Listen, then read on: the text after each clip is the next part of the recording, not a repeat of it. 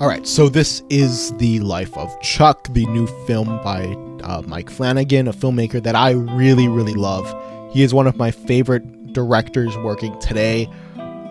Just a huge fan. Haunting of Hill House, which was my first Mike Flanagan project that I watched. It's one of my favorite shows of all time. It's genuinely terrifying, but it also has so much heart in it that almost every episode left me just bawling my eyes out at some point in it. It is genuinely one of the best series I've ever seen, and one of the best series that has, been released on a streaming service. So I was, I'm always excited when he drops a new project or announces he's working on something, and this was one of the ones I got really excited for. It was one of my most hyped, and most anticipated films of this year. I did a reaction to the trailer of it a few months ago, and this film, yes. This film is about the life of a man named Charles Krantz, told to us in reverse chronological order, starting with his death and ending with his childhood. This film is divided into 3 acts that are also starting in reverse. The first act is Act 3, second act is Act 2, Act 3 is Act 1, or third act is Act 1. Not confusing. It's important to note that every act of this film feels different. They all have their own unique tone, their own unique style. They all, feel very distinct from each other, which is nice. It helps make each act sort of feel uniquely memorable, but it never feels super jarring unless the story requires for it to feel jarring to cut from, a certain style or tone to the next. But besides that, it all flows and connects to each other really, really well. The first act of the film, Act 3, is this sort of end of the world doomsday type of story. But as the world is falling apart, there's also buildings and posters and billboards strung everywhere that simply says, thanks Chuck, thank you for 39 great years. But the thing is, nobody knows who Chuck is. And when the true nature of this act is revealed to us, the central question of who is Chuck still remains. And that is what is explored throughout the rest of the film. I remember hearing this great quote from Ethan Hawke, famous actor Ethan Hawke, years ago, when he compared a great film to a ringing bell. One that echoes from the moment the credits hit to, the moment you get home and throughout the rest of your life. This film is a ringing bell. For me, this is something that's truly, truly special. First off, the performances are all spectacular.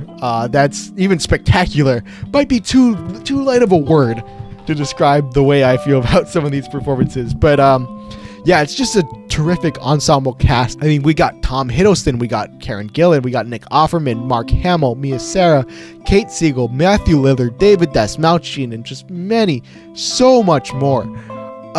Most of these guys, obviously for being such a huge cast, most of these guys only show up for small bit parts or one scene, but every single actor in here, every single big actor is so memorable. They're all given moments to shine, and Mike Flanagan's script, it deals with so many ideas and so many themes, but it never once feels bloated, or it never once feels like it's reaching to heights that it can't quite reach. It's all balanced so perfectly. It is also beautifully shot. I mean, there's lots of moments where characters are looking up at the stars, pondering their own place in the world, wondering if they should get back to their ex, wondering if they're living their lives the way they should, wondering if they should pursue something they know they have no future in. The stars just represent a world that they aspire to live in, but is always just out of reach. This being a Mike Flanagan film, not only is it incredibly emotional, it is also quite terrifying at moments. There are moments of horror here. I wouldn't classify this as a horror film, not in any way. Just there are, some horror elements, but it never feels out of place with the rest of the film. It's just, terrifying or tense situations that our characters find themselves in as they are, attempting to live. And that's ultimately what this film is about. It's about living. A lot of this film are these, big, long monologues from characters talking about life or the world. And to some people, a lot of people, it will come off as preachy and pretentious. But I like that stuff. You kind of get that worry of it'll be too much of a good thing. But not here. Every single one of these monologues I fell in love with, and even hit me in a different way emotionally. There's a really great moment here between a young Chuck and his teacher, played by Kate Siegel, where she delivers this monologue explaining the "I contain multitudes" line from Walt Whitman's poem. She tells him about how it means how every single person has their own life and a universe within them. And it's brilliantly performed by both of these actors, especially the young Benjamin Pajak, who's playing Chuck at this point in his life. And you can tell as she's delivering this monologue, his face goes from a sign of comfort to worry. You can see the cogs, turning as he realizes one day that this will all be gone. This universe in his head will have to end. And it's a setup for him to, wait for the end of his own personal universe. And I think it will reflect many of our own personal fears of death. This film is about how we live our lives and what should we do with the time we have on this earth. It asks the question of why should we wait?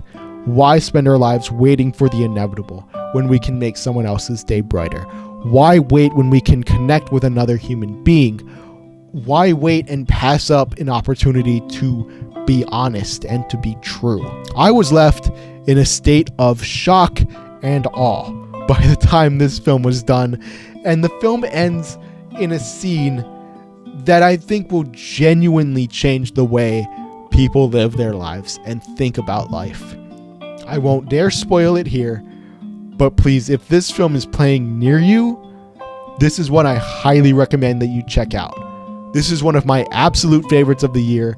I personally really, really connected with this film. I think it's just wonderful. I'm going to go ahead and give it a 5 out of 5. That might seem crazy to some people, but I love this film. Like I said, it's something special for me. Really rung that bell. And I love it. I really loved it. Yeah. Thank you guys so much for watching this review. What did you think of Life of Chuck? Let me know down in the comments below. I'd be really interested to know you guys' thoughts on this one. Even if you disagree with me and think it's pretentious nonsense, I still want to hear your thoughts. But yeah, that's going to be it for this one. Thank you guys so much for watching. See you guys later. Long live cinema.